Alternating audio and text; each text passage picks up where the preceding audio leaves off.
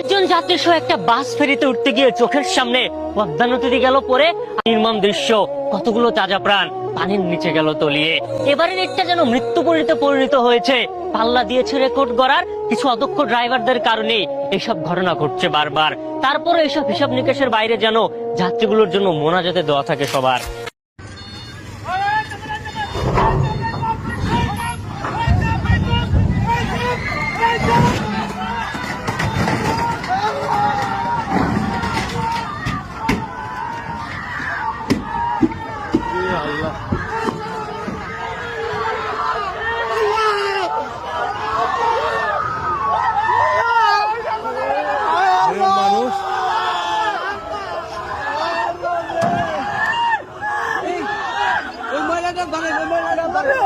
মানুষজন মানুষজন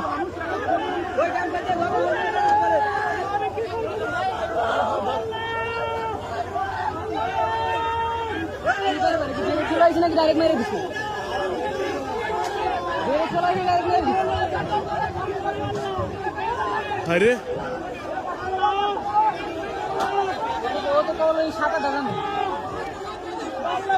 এটাই সেই বেলাল মসজিদ, যে বেলাল ইসলাম গ্রহণ করার পরে অনেক মার খেয়েছেন, অনেক কষ্ট করেছেন, কিন্তু তিনি ইসলাম থেকে সরে দাঁড়ায়নি। এই সেই বেলাল যিনি আজান না দিলে পরে সকাল হতো না। এই সেই বেলাল যিনি কালো কুচকুচে একটা মানুষ ছিলেন, কিন্তু তার হৃদয়টা ছিল লাল টকটকে। দৌলতদিয়া ফেরিঘাটের বাসডুবিতে যারা জমিন থেকে বিদায় নিয়ে চলে গেল রে আল্লাহ, আয় আল্লাহ প্রত্যেককে তুমি শহীদি মর্যাদা দান করো রে আমার মাওলা। আয় আল্লাহ কান্নার আওয়াজ, আয় আল্লাহ বাবা কান্না করে নিজের সন্তানের জন্য, স্বামী কান্না করে স্ত্রীর জন্য। একজন বাবা কান্না করতেছে, ওই বাবা কান্না করতেছে, বলতেছে সবাইকে, এই লোকেরা তোমরা যাও বাস থেকে আমার কন্যা সন্তানটারে, শিশু বাচ্চাটারে উদ্ধার করো। স্বামী কান্না করে, আমার স্ত্রীকে নিয়ে আমি ঢাকার দিকে রওনা হলাম। আমার স্ত্রীর কি উপায় হবে?